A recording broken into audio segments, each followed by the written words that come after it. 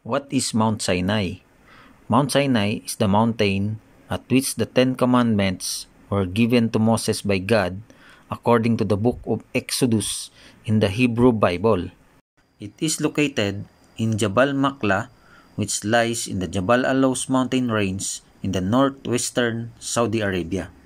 To see is to believe. So we traveled from Riyadh to Tabuk and from Tabuk to Jabal Alous, which almost took 16 hours by land.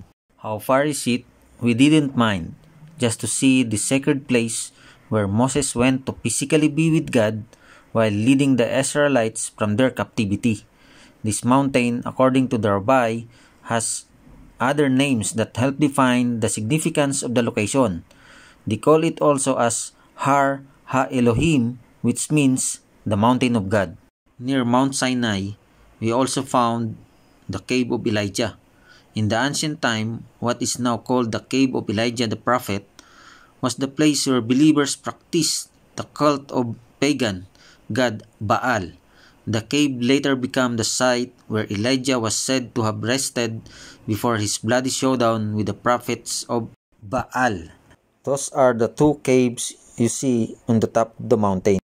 On the lower ground before the Mount Sinai and Elijah's cave, we found also the golden calf altar. According to the Bible, the Jewish crowd forced Aaron, elder brother of Moses, to make images of God who will protect them because Moses did not return for a long time after he had climbed to the Mount Sinai to meet God, and they thought Moses were dead. So Aaron made this altar and put a golden calf on the top of it.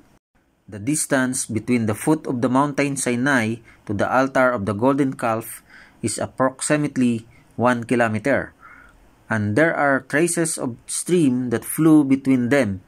It is reported that even today, the water flows on that location during rainy season. What did Moses do when he came down from the mountain? When Moses came down from the mountain, he found the whole camp partying around the idol. God wanted to destroy the people, but Moses begged for mercy. Moses threw down the stone tablet and broke them. Moses burned the golden calf in a fire, ground it to powder, scattered in water, and forced the Israelites to drink it. What happened to the Israelites after drinking the powder of golden calf? By drinking the water, they showed where their hearts really laid. Those who did drink the water knew they could not fool old Moses. They fell into his trap. By drinking the water with the gold powder, they declared where their allegiance, and it was not with God Jehovah, but with Pharaoh and his gods. Here are some drawings of the ancient time, which is done by those people who stayed on the place while waiting for Moses to come back. If you are currently in Saudi Arabia, you may try to visit the place as well and to see and to believe. May God bless us all and stay safe, everyone.